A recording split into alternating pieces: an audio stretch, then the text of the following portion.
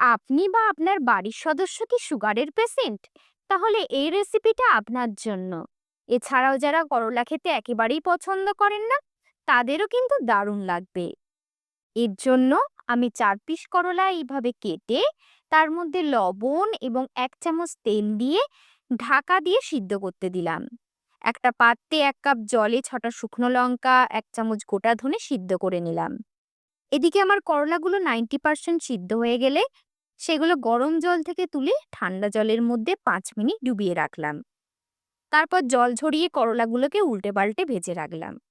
মিক্সির জারে ১ কাপ পেঁয়াজ কুচি, ৪ কোয়া রসুন, ১ টুকরো তেঁতুল, সিদ্ধ করা লঙ্কা ও ধনে দিয়ে একটা পেস্ট বানিয়ে রাখলাম। আমাদের বাড়িতে যে তেঁতুলটা আছে সেটা ৫ থেকে ৬ বছর আগের, তাই মশলাটা কালো হয়ে গেছে। তরকারিটাও কালো হয়ে যাবে, স্বাদ যদিও একই রকমই থাকবে। তেলে কালো জিরে, বাটা মশলা, হলুদ গুঁড়ো, স্বাদমতো লবণ, ইচ্ছে হলে চিনি দিয়ে মশলাটা কষিয়ে ভাজা করলাগুলোর মধ্যে দিয়ে অল্প নাড়াচাড়া করে ১ কাপ জল দিয়ে দিলাম। জল ফুটে শুকনো শুকনো হয়ে গেলে নামিয়ে গরম গরম ভাতের সাথে খেতে খুবই ভালো লাগে। ভিডিওটি ভালো লেগে থাকলে অবশ্যই লাইক, শেয়ার এবং কমেন্ট করবেন।